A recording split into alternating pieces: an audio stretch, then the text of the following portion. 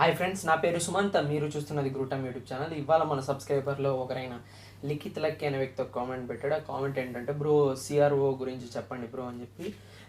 Bro మీకు ఎటువంటి doubts ఉన్నా, నేను ఎలక్ట్రికల్ చేశాను, అంటే electrical and electronics engineering. So కాబట్టి మీకు ఎలక్ట్రానిక్స్లో ఏ డౌట్స్ ఉన్నా అండ్ ఎలక్ట్రికల్లో ఏ డౌట్స్ ఉన్నా కానీ మీరు కామెంట్ చేయండి. నేను తప్పకుండా ఒకవేళ ఆ టాపిక్ కానీ నాకు తెలిస్తే నేను ఖచ్చితంగా చెప్తాను ఫ్రెండ్స్. సో కాబట్టి తను అడిగింది ఏంటంటే ఈసీ డిపార్ట్మెంట్ సిఆర్ఓ గురించి అడిగాడు.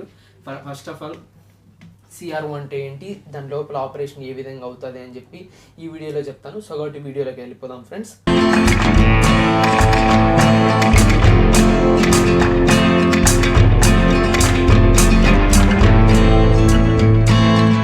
సో కాబట్టి ఫ్రెండ్స్, సిఆర్ఓ డయాగ్రామ్ వేసుకొని అసలు సిఆర్ఓ అంటే ఫుల్ ఫామ్ ఏంటి, దాని లోపల ఏమేమి పార్ట్స్ ఉంటాయి, దాని యొక్క ఆపరేషన్ ఏ విధంగా ఉంటుంది అని ప్రతి ఒక్కటి డీటెయిల్గా చెప్తాను.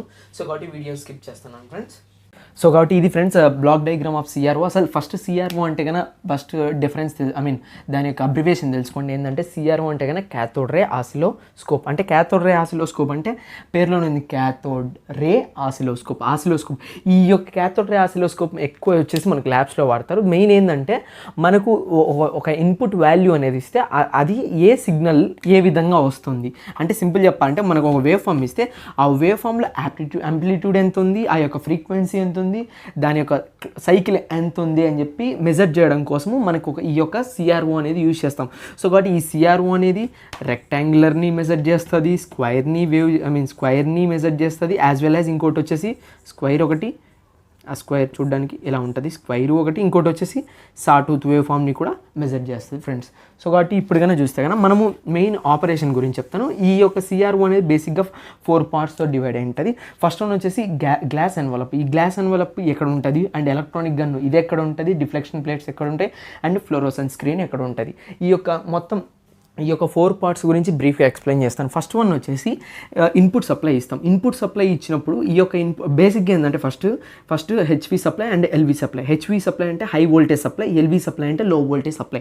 ఈ లో వోల్టేజ్ సప్లై ఏంటంటే సిఆర్ఓలో ఉన్న చిన్న కాంపోనెంట్, రెసిస్టరు, కెపాసిటరు, ఇండక్టరు, చిన్న ఇంకా ఇది ఐసీస్ కానీ ఇంకోటి సమ్ ఎలక్ట్రానిక్ ఐటమ్స్ ఏవైతే ఉన్నాయో వాటికి ఈ యొక్క ఎల్వి సప్లై అనేది సప్లై ఇస్తాం. హెచ్వి సప్లై అంటే high voltage supply. High voltage supply అంటే ఈ సిఆర్ఓలోనే main heart of the equipment ఏంటంటే సిఆర్టీ. ఈ యొక్క టోటల్ వాల్యూ ఏదైతే చూడ్డానికి టార్చ్ లైట్ లాగా ఉందో ఈ టోటల్ ఎక్విప్మెంట్ని మనం సిఆర్టీ అంటాం. సిఆర్టీ అంటే క్యాథోడ్ రే ట్యూబ్ అంటాం. సిఆర్టీ. సిఆర్ఓకి సిఆర్టీకి డిఫరెన్స్ ఏంటంటే జస్ట్ లాస్ట్. సిఆర్ఓ అంటే టోటల్ కాంపనెంట్, సిఆర్టీ అంటే ఏంటంటే ఆ సిఆర్ఓలో ఉన్నటువంటి మెయిన్ కాంపనెంట్, అది ట్యూబ్. ఆ ట్యూబ్ ఎందుకంటే సింపుల్ చెప్పంటే ఇది ఒక గ్లాస్ ట్యూబ్ ఫ్రెండ్స్. ఈ గ్లాస్ ట్యూబ్ ఎంత సైజు ఉంటుంది అంటే కన్నా 10⁻⁴ నుంచి 10⁻³ ఎంఎంతో ఉంటుంది. హెచ్జీతో డెవలప్ చేసి పెట్టింటారు దీన్ని. అంటే సింపుల్ చెప్పాలంటే అంత యొక్క సైజు ఉంటుంది ఈ గ్లాస్ ట్యూబ్ అనేది. దీనికి ఎక్స్టర్నల్ పిన్స్ అంటే ఇది హెచ్వి నుంచి సప్లై ఇస్తాము. ఇక్కడ చూస్తే కనుక మీరు ఇక్కడ ఏం చేస్తారంటే వాడు ఒక హీటింగ్ మెటీరియల్ ఉంటుంది. ఆ హీటింగ్ మెటీరియల్ ఏం చేస్తారంటే అది టంగ్స్టన్తో మేడప్ చేసి ఉంటారు. ఈ యొక్క రెసిస్టర్ అనుకోండి ఫర్ ఎగ్జాంపుల్ సింపుల్గా. ఈ యొక్క హీటింగ్ మెటీరియల్కి మనం సప్లై ఇస్తే ఇది వెంటనే హీట్ అవుతుంది, హీట్ ఎనర్జీ డెవలప్ చేస్తుంది. ఆ యొక్క హీట్ ఎనర్జీ మనకి ఏమవుతుంది అంటే లైటింగ్గా కన్వర్ట్ అవుతుంది. సో కాబట్టి ఇది మొత్తం ఎక్కడ పెట్టింటారంటే ఒక గ్లాస్ ట్యూబ్లో, ఇలా క్లోజ్డ్ సర్క్యూట్లో గ్లాస్ ట్యూబ్లో పెట్టింటారు. సో కాబట్టి ఆ గ్లాస్ ట్యూబ్ ఏది క్యాథోడ్ ట్యూబ్. ఆ క్యాథోడ్ ట్యూబ్ని దేంతో దేంతో చేస్తారంటే కానీ నికిల్ సిలిండ్రికల్ షేప్లో చేస్తారు, అంటే నికిల్తో చేస్తారు సిలిండ్రికల్ షేప్లో. సో కాబట్టి అది సిలిండ్రికల్ షేప్లో ఒక ట్యూబ్ లాగా ఉంది కాబట్టి అంటే ఏంటంటే ఇలా ఉంటుంది ట్యూబ్ లాగా. దాంట్లోపల ఏం చేస్తారంటే రెసిస్టర్ ఈ యొక్క టంగ్స్టన్ మెటీరియల్ ఆర్ ప్లాటినం మెటీరియల్తో చేసినటువంటి హీటింగ్ మెటీరియల్ని దాంతో పెడతారు. సో కాబట్టి మీరు బాగా చూస్తే ఒక చిన్న హోల్ లాంటిది ఉంది ఇక్కడ ఈ పాయింట్లో. ఈ హోల్లోంచే మనకు ఆ లైట్ బీమ్ వస్తుంది. ఆ లైట్ బీమ్ ఎందుకు వచ్చిందంటే సప్లై ఇచ్చినప్పుడు ఈ యొక్క మెటీరియల్ హీట్ అవుతుంది. హీట్ అయిన తర్వాత లైట్గా డెవలప్ అవుతుంది. ఆ లైట్ ఏదైతే వస్తుందో అది చిన్న బీమ్, అంటే ఒక చిన్న కిరణం లాగా బయటకు వస్తుంది. ఆ కిరణాన్ని అంటే ఆ యొక్క లైట్ బీమ్ని మనం ఈ హోల్లోంచి బయటకు వస్తుంది. సో కాబట్టి ఇక్కడ కొన్ని పార్ట్స్ ఉన్నాయి, 1, 2, 3 పార్ట్స్ ఉన్నాయి. సో కాబట్టి ఈ పార్ట్ ఏం చేస్తుందంటే ప్రీ యాక్సెలరేటింగ్ యానోడ్. ఆ ప్రీ యాక్సెలరేటింగ్ యానోడ్ అంటే ఏంటంటే వచ్చినటువంటి వాల్యూ క్యాథోడ్ వాల్యూ, దాన్ని యానోడ్గా కన్వర్ట్ చేస్తాం, అంటే పాజిటివ్గా కన్వర్ట్ చేసేసి ఆ లైట్ బీమ్ ఏదైతే ఉంటుందో వచ్చినటువంటి లైట్ బీమ్ని యాక్సెలరేట్ చేస్తుంది. అంటే ఏంటంటే ముందుగా యాక్సెలరేషన్కి ముందుగా దాన్ని ప్రీ యాక్సిలరేట్ చేస్తుంది. సో కాబట్టి వచ్చినటువంటి బీమ్ ఏదైతే ఉంటుందో దాన్ని కొంచెం ఫాస్ట్గా వెళ్ళేటట్టుగా ఇంక్రీజ్ చేస్తుంది ఈ యొక్క వాల్యూ అనేది. దాని తర్వాత వచ్చేసి ఫోకసింగ్ యానోడ్. వచ్చినటువంటి బీము అంటే ఇక్కడ నుంచి ప్రీ యాక్సిలరేటింగ్ యానోడ్ నుంచి వచ్చినటువంటి బీము నెక్స్ట్ ఎక్కడికి వెళ్తుంది, ఫోకసింగ్ యానోడ్ దగ్గరికి వెళ్తుంది. ఈ ఫోకసింగ్ యానోడ్ ఏం చేస్తుంది అంటే ఒకే పాయింట్లో ఒకే స్పాట్లో అంటే మనకి ఎక్కడ పడాలో అక్కడే ఆ ఒక్క పాయింట్లోనే పడేటట్టుగా ఈ యొక్క ఫోకసింగ్ యానోడ్ అని చూసుకుంటుంది. నెక్స్ట్ పాయింట్ వచ్చేసి ఏదైతే యాక్సిలరేషన్ యానోడ్ ఉందో ఈ యాక్సిలరేషన్ యానోడ్ అంటే ఏంటంటే సింపుల్ చెప్పంటే ఫోకస్ యానోడ్ నుంచి వచ్చినటువంటి స్పాటెడ్ లైట్ బీమ్ ఏదైతే ఉంటుందో యాక్సిలరేట్ ఫాస్ట్గా పడేటట్టుగా ఇది హెల్ప్ చేస్తుంది ఫ్రెండ్స్.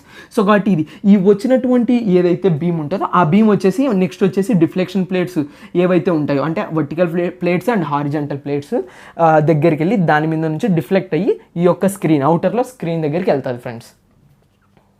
ఇప్పుడు వచ్చేసి ఏంటంటే ఒకటి వచ్చేసి వర్టికల్ ప్లేట్స్, ఇంకోటి వచ్చేసి హారిజంటల్ ప్లేట్స్. ఇవి ఎందుకు మెయిన్ అంటే ఏంటంటే ఫస్ట్ ఈ వర్టికల్ ప్లేట్స్కి సింపుల్ చెప్పాలంటే ఆ యొక్క లైట్ బీమ్ ఈ వర్టికల్ ప్లేట్స్ ఏం చేస్తాయంటే వచ్చినటువంటి లైట్ బీమ్ ఏదైతే ఉంటుందో వర్టికల్ ప్లేట్స్ అని రాస్తాను. వర్టికల్ ప్లేట్స్ ఏం చేస్తాయంటే ఆ వచ్చినటువంటి లైట్ బీమ్ని కిందికి పైకి అంటే అప్ అండ్ డౌన్కి హెల్ప్ చేస్తుంది ఫ్రెండ్స్. అప్ అండ్ డౌన్కి పడేటట్టుగా హెల్ప్ చేస్తుంది. అంటే వచ్చినటువంటి లైట్ బీమ్ పైకి కిందికి పోయే విధంగా చూసుకుంటుంది light beam. And horizontal plates వచ్చేసి ఏం చేస్తాయంటే హారిజంటల్ ప్లేట్స్ వచ్చేసి ఇప్పుడు అది రైట్ అండ్ లెఫ్ట్ అంటే ఏంటంటే ముందుకి వెనక్కి అంటే ముందరికి వెనక్కి అంటే ఏంటంటే ఓ సైన్ వేవ్ ఫామ్ మీరు కానీ చూస్తే ఎగ్జాంపుల్ చెప్తున్నా, ఓ సైన్ వేవ్ ఫామ్ చూస్తే ఒకటి లెఫ్ట్ నుంచి రైట్కి అంటే ఇటుపక్క నుంచి ఇటుపక్కకి వెళ్తుంది, ఒకటి ఆ లెఫ్ట్ నుంచి రైట్కి అంటే రైట్ టు లెఫ్ట్ కావచ్చు, లెఫ్ట్ నుంచి రైట్ కావచ్చు ఏదైతే ఉందో ఇది వచ్చేసి రైట్ నుంచి లెఫ్ట్కి ఏదైతే హెల్ప్ చేస్తారో రైట్ టు లెఫ్ట్కి హెల్ప్ చేసేది వచ్చేసి హారిజంటల్ ప్లేట్స్ హెల్ప్ చేస్తాయి. అండ్ దెన్ దాని తర్వాత మీరు కనుక చూస్తే పైకి వెళ్తుంది అంటే ఒక్కొక్క పాయింట్ దగ్గర పైకి వెళ్తుంది, ఇంకో పాయింట్ దగ్గర కిందికి వస్తుంది. అంటే అప్ అండ్ డౌన్ దగ్గర అప్ అండ్ డౌన్ దగ్గర హెల్ప్ చేసేది ఏంటంటే వర్టికల్ ప్లేట్స్.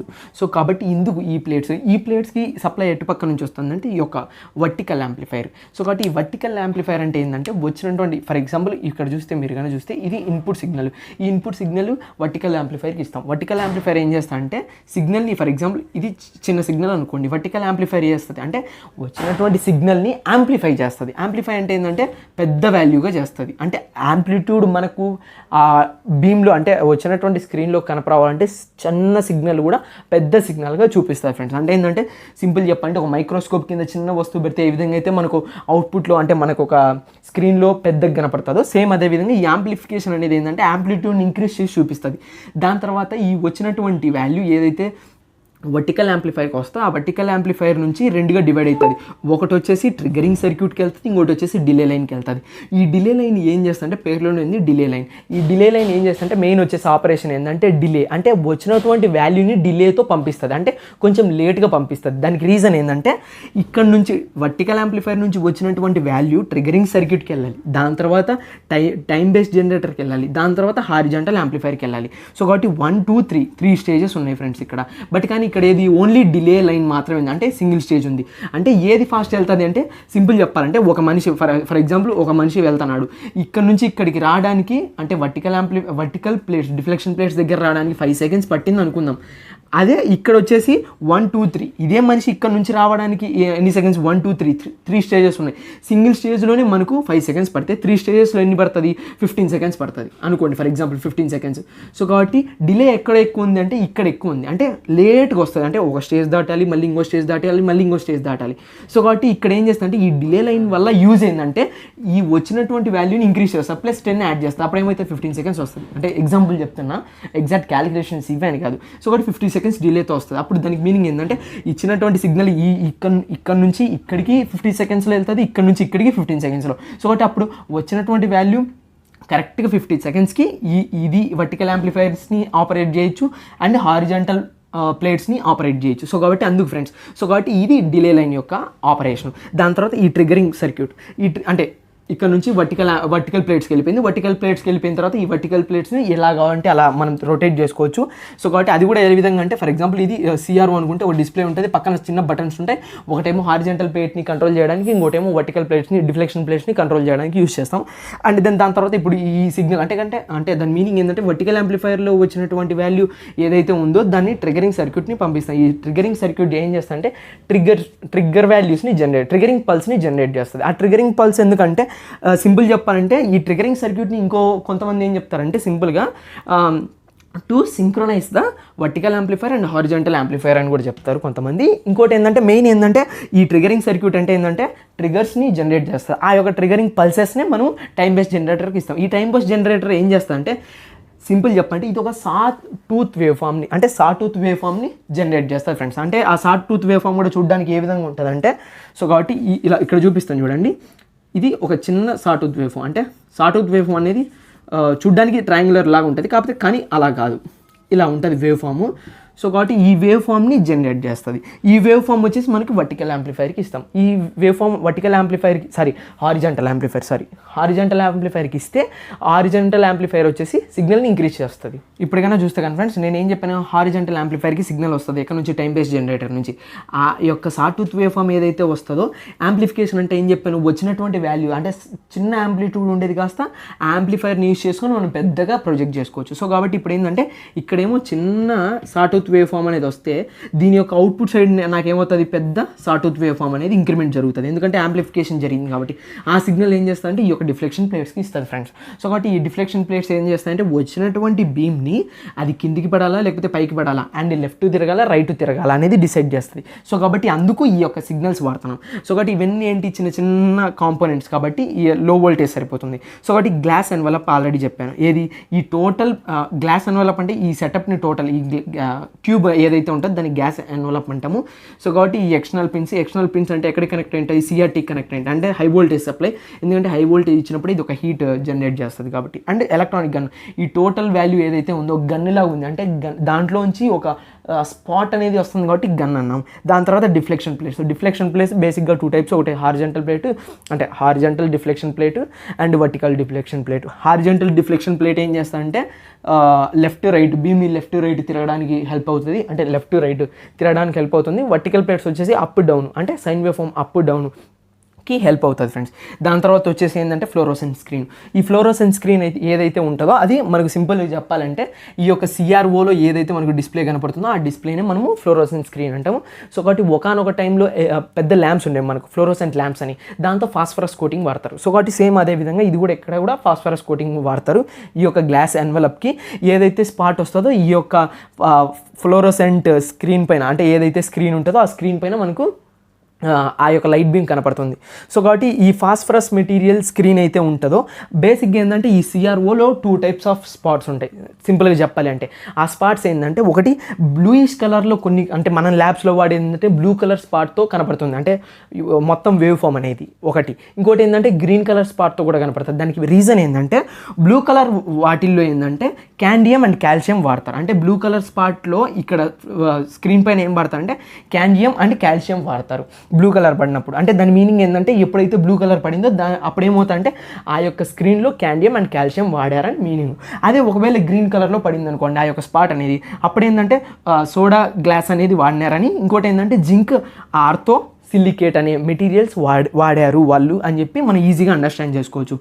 సో కాబట్టి ఇది ఫ్రెండ్స్ ఎంటైర్లీ దీని యొక్క ఆపరేషన్. సో కాబట్టి ఇప్పుడు ఏంది ఇవన్నీ చెప్పాను. అండ్ ఎమిషన్ అంటే మీనింగ్ ఏంటంటే ఎక్కడైతే మనకు స్క్రీన్ పైన వాల్యూ కనపడుతుందో దాన్ని ఎమిషన్ అంటే ఇక్కడ నుంచి ఇటుపక్క నుంచి ప్రొడ్యూస్ అయినటువంటి ఏదైతే బీమ్ ఉందో ఆ బీమ్ ఎక్కడ పడుతుంది మనకు స్క్రీన్ పైన పడుతుంది. సో కాబట్టి ఈ యొక్క స్క్రీన్ అనేది దేంతో చేసింటారు అంటే ఫాస్ఫరస్ కోటింగ్తో చేసింటారు. సో కాబట్టి ఇంకోటి ఏంటంటే హీటింగ్ మెటీరియల్ టంగ్స్టన్తో చేసింటారు. క్యాథోడ్ ఏదైతే వాల్యూ ఉందో దాన్ని బోరాన్తో చేసింటారు. ఇంకోటి వచ్చి స్టీరియంతో చేసింటారు ఫ్రెండ్స్. సో కాబట్టి అట్లాస్కి వచ్చినటువంటి టోటల్ ఈ యొక్క బ్లాక్ డయాగ్రామ్ ఇది ఫ్రెండ్స్. సో కాబట్టి ఇది బ్లాక్ డయాగ్రామ్ ఆఫ్ CRO. ఇంకో ఈ గ్లాస్ ట్యూబ్ ఏదైతే ఉందో ఫ్రెండ్స్ ఈ యొక్క హీటింగ్ మెటీరియల్ ఏదైతే కవర్ చేస్తుందో ఈ టోటల్ ఏదైతే కవర్ చేస్తుందో దాన్ని గ్రిడ్ కంట్రోల్ అంటాము. సో కాబట్టి ఈ యొక్క హీటింగ్ మెటీరియల్ మొత్తం ఎమిట్ చేసేదంతా ఈ యొక్క చిన్న స్పాట్లో ఎమిట్ చేస్తుంది ఫ్రెండ్స్. సో కాబట్టి హీటర్ అనేది ఉంది కాబట్టి అందుకే హీటర్ అని చెప్పి రాసుకున్నాను ఇక్కడ. ఒకవేళ దీంట్లో ఏదైనా డౌట్ ఉంటే కన్నా మీరు కింద కామెంట్ సెక్షన్లో కామెంట్ పెట్టండి, నేను తప్పకుండా రిప్లై ఇస్తాను. సో కాబట్టి మన సబ్స్క్రైబర్లో ఒకరైన లిఖిత్ లక్కీకి అర్థమైంది అనుకుంటా. వీడియో కనుక నచ్చితే లైక్ చేయండి, షేర్ చేయండి, సబ్స్క్రైబ్ చేయండి. నా యొక్క వీడియోస్ కానీ మీకు రావాలంటే పక్కనే ఉన్నటువంటి బెల్ ఐకాన్ని క్లిక్ చేయండి. Thank you friends, thank you for watching.